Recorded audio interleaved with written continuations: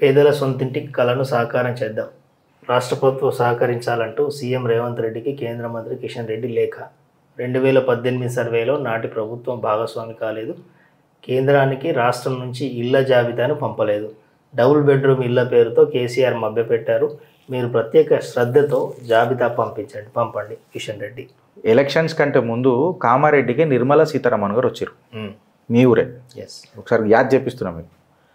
నిర్మలా సీతారామన్ గారు వచ్చి దాని తర్వాత అక్కడ చుట్టుపక్కల అంతా తిరుగుకుంటా ఆమె ఎల్బీ నగర్ చంపపేట సైడ్ ఇక్కడ సైడ్ వచ్చి కేంద్ర ప్రభుత్వాలకు సర్కారు పేరు పెట్టుకొని నడుపుతున్నారు, మీరు ఏం చేస్తున్నారు అని అంటే నాకు ట్రిక్ అని మన నాయకుల మీదకి నిజంగా మన నాయకులు మన క్యాడరు ఏం క్యాడరే మన క్యాడర్ అయితే నిజంగా కార్యకర్తలను పక్కకు తీస్తే నెత్తి మీద 100 రూపాయలు పెడితే ఇక మళ్ళీ నాకు శ్రీధరనా వదిలే చెప్తున్నా, మనకు ఎంతోమంది ఉన్నారు మాట్లాడేటోళ్ళు, అందులో 2-3 తప్ప, ఈడ కూడా 2-3 తప్ప ఇంకెవరన్నా ఉన్నారా? కార్యకర్తలతోనే తెలుగు రాష్ట్రాలల్లో వీళ్ళు లేస్తున్నది పార్టీ.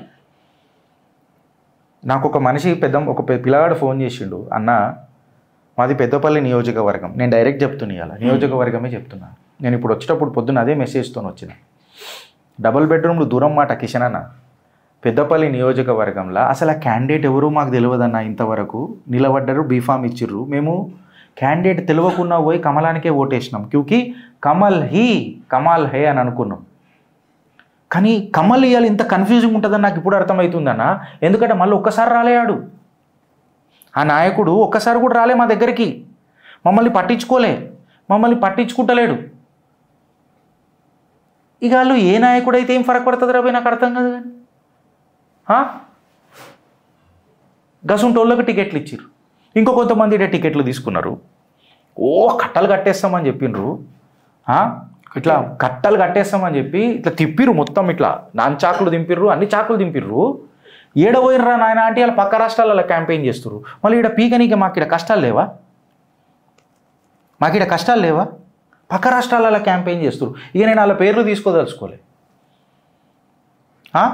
గాళ్ళ బాణాలు కొడతారు రెప్ప పేరు హింట్ ఇచ్చిన మీకు, నిలబడి గాళ్ళ బాణాలు శివధనస్లు ఎత్తనేంత ఫీలింగ్ ఉంటుంది వీళ్ళకి. గిసుంటోళ్ళని మనం టికెట్ మనం మాట్లాడతాం ఇక మళ్ళా వీళ్ళకి టికెట్, కార్యకర్తలకు ఒక్కనాడన్న టికెట్ ఇచ్చిర్రా? టికెట్లు పక్కెట్టు, కార్యకర్తల్ని ఎప్పుడన్నా అంటే వాళ్ళ యొక్క మనోభావాలు ఏంటి, వాళ్ళు ఏమనుకుంటారు, ఎట్లుండాలా లీడర్షిప్ అని అంటే, భారతీయ జనతా పార్టీ అంటే అప్పుడు ఒక చిన్న సంచి, నాకు గుర్తుందన్న, సంచి వేసుకొని ఇట్లా నిలబడి ఒక కాషాయ కండువ ఇట్లా కప్పుకొని, నువ్వు తీసుకురా వాళ్ళకని, ఇప్పుడు నేను కండువ వేసుకొని మాట్లాడితే ఇళ్ళకి తీసుకురా, నువ్వు ఇట్లా కండువ వేసుకొని ఆడ నిలబడి ఒక కార్యకర్త నిలబడితే వెన్నులకి ఉనుక ఉడుతుండే భారతీయ జనతా పార్టీ అంటే, ఇట్లా మేము గర్వంగా ఫీల్ అవుతుండే. వచ్చిరు చూడు సంగ్, ఆ లక్షణాలు పోయినాయి. ఇవాళ నుంచి నా అజెండా ఇదే అన్న, ఇక ఎవరన్నా ఏమన్నా అనుకోండి, నేను వేసుకొని మాట్లాడతాను, ఎవరు వేరే చేస్తారో చేయండి, చలో చూద్దాం అది కూడా.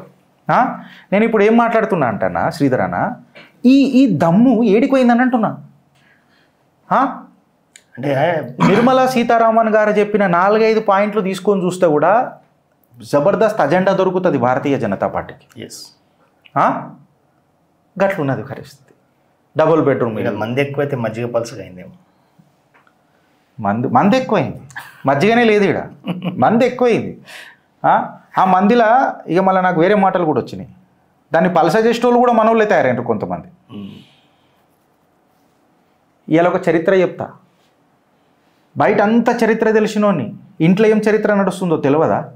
ఇల్లుకు మచ్చబడ్డది, గోడకు మచ్చబడ్డది, గోడకు ఎవడు మచ్చ పెట్టిండు, వాడిని పట్టుకుందామని చెప్పి చాలా సున్నితంగా చెప్పుకుంటూ వచ్చిన చిత్రగుప్తులు ఇప్పటిదాకా. ఇక అందరు చిట్టాలు ఇప్పుతాయి, ఇక అందరు చిట్టాలు ఇప్పుతాం శ్రీధర్ అనే, ఇక వద్దిగా కార్యకర్తలు పెద్దపల్లిలో కార్యకర్తలు లేకపోయాలైన సమస్యలు లేకపోయి, అరే కోజ్గిలా దేవాలయము వానరసేన లేకపోయిన ఉంటే ఇప్పటికి మళ్ళీ గదే మాట మాట్లాడుతున్నా, వానరసేన లేకపోయినుంటే ఇలా బెతిరోడు ఇంకొక మాటలు మాట్లాడుతుండే, అదే ఇలా వానరసేన లేకపోయినుంటే సీతారాంపూర్ మీద ఒక్కడు మాట్లాడాడే భారతీయ జనతా పార్టీలో, ఒక్కడు మాట్లాడాడు.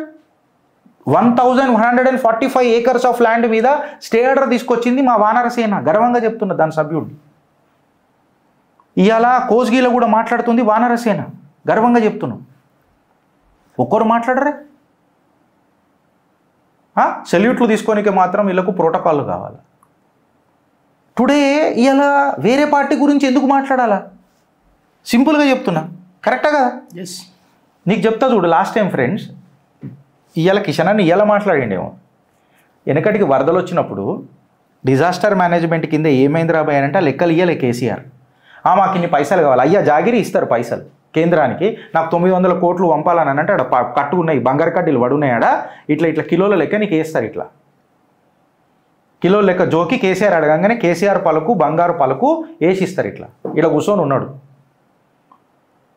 దానికి ఒక రిపోర్ట్ ఉంటుంది, రిపోర్ట్ పంపాలా. దీని మీద చర్య తీసుకున్నా సూపర్ ఉండేది భారతీయ జనతా పార్టీకి. ఫస్ట్ ఈ డేటా అర్థమయ్యే నాయకులు ఎంతమంది ఉన్నారు? శ్రీధర్ అన్న, నేను ఈ క్వశ్చన్ మీకే ఇస్తాను, నేను ఎంతమంది ఉన్నారు? కేంద్ర ప్రభుత్వ స్కీములే అన్నీ తెలియని వ్యక్తులు చాలామంది ఉన్నారు. మరి మన బీజేపీ అంటే కేంద్రంలో ఉన్నటువంటి స్కీములు వరుసగా ఎందుకు, కనీసం ఏం స్కీమ్స్ ఉన్నాయి? మరి ఆ స్కీమ్స్ అన్నీ ప్రజలకు ఉపయోగపడే విధంగా కనీసం కార్యకర్తలకు ట్రైనింగ్ పెట్టేసి, ఆ కార్యకర్తలు అంటే మన మండలి జిల్లా లెవెల్లో నాయకులు ఉన్నారు, వాళ్ళు ఒక వ్యవసాయం మీద ఎన్ని ఉన్నాయి, వాళ్ళకు వ్యవసాయదారులకు లబ్ధి పొందేటువంటి స్కీమ్స్ ఏమున్నాయి అవి చెప్పినా కూడా భారతీయ జనతా పార్టీ ఇంటింటికి చేరుతుంది, హర్ ఘర్ తిరంగా చేరుతుంది. మరి సంఘ్ పరివార్ ఏదన్నా కార్యక్రమం తీసుకుంటే తప్ప వీళ్ళంటూ ఇట్లా అడిగేసి అది ఉంటుంది చూడు, ఏది చిన్నప్పుడు మేము ఆడుతుండే తొక్కుడు బిల్ల. తొక్కుడు బిల్ల కాదే, అది నీ భూమంతా తొక్కి పాడి చేసిన, నీ భూమంతా తొక్కి పాడి చేసిన అనగానే బండల మీద ఉండాలి అందరూ, భూమి మీద దిగొద్దు ఎవడు, గిట్లున్నది. ఇప్పుడు ఈ ఆట ఆడమంటే ఆడతారు 40% మందికి సారీ రుణాల మాఫీ కల. ఆయన మాట్లాడిన దానిలో ఏంటంటే ఇప్పుడు మనకి ఆయన రుణమాఫీ చేస్తా అన్నాడు. రుణమాఫీ చేస్తా అన్నప్పుడు ఏదైతే ఆయన దగ్గర కేవైసీ డాక్యుమెంట్స్ అన్నీ ఉండాలి కదా. ప్రతి సహకార సంఘంలో ఉన్నటువంటి ఎవరికైతే రుణాలు ఇచ్చారో ఇప్పుడు మనకు ఒక బ్యాంకులకు పోతే అన్ని కేవైసీ డాక్యుమెంట్స్ ఉంటాయి. మరి ఈ రుణాలు మాఫీ 40% మందికి రుణాలు కాలేదు అంటే దీన్ని దురుద్దేశంగా ఎవరెవరికి మాఫీ కావాలనో రాజకీయంగా బాగున్నోళ్ళు లేకపోతే ఫైనాన్షియల్గా బాగున్న వాళ్ళకే రుణమాఫీ అయింది. మళ్ళీ సేమ్ రైతు ఆత్మహత్యలు జరుగుతాయని నేను చెప్తున్నా. వాళ్ళు చేసుకుంటారు, ఈ అప్పు కోసం మళ్ళీ అప్పు తీసుకొచ్చారు. ఎంత దారుణంగా ఏదైతే స్కీమ్ పెడతారో లేకపోతే ఏదైతే వరాలు ఇస్తారో ఈ వరాలన్నీ మళ్ళీ ఉన్నోళ్ళకే, లేనోళ్ళకి అవి చేరతలేవు, మళ్ళీ రైతుల ఆత్మహత్యలకు వెళ్తుంది. 3000 కోట్ల అప్పు ఆర్బీఐ ఈ వేలం ద్వారా సేకరించిన రాష్ట్ర ప్రభుత్వం అప్పు తెల్లారింది.